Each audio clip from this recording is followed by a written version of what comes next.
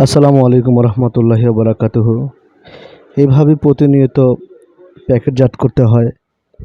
শুধু আমি না, রমজান আসলে এরকম প্রত্যেক মানুষেরই ব্যবসা বেড়ে যায়, যার যার স্থান থেকে কর্মে লেগে পড়ে। অন্য অন্য মাসের তুলনায় রমজানে অনেক বেশি পরিশ্রম করতে হয়, কাপড় ব্যবসায়ী থেকে শুরু করে প্রত্যেক ব্যবসায়ী ভাইদেরই। তবে যাই হোক, ব্যবসা বলে কথা, ব্যবসার মধ্যে অনেক বরকত আছে। আমরা যেহেতু চাকরি করি, দোকান আমার না, আমি চাকরি করি। এভাবে চলছে জীবন। সবাই দোয়া করবেন আমার জন্য এবং সকল ভাইদের জন্য।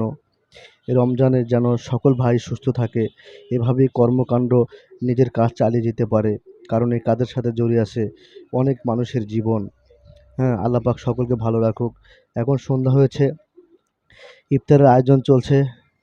আর যারা ইফতারে খেদমত করে তাদের সব তো আরও অনেক বেশি। আমরা সবাই ইফতার করব।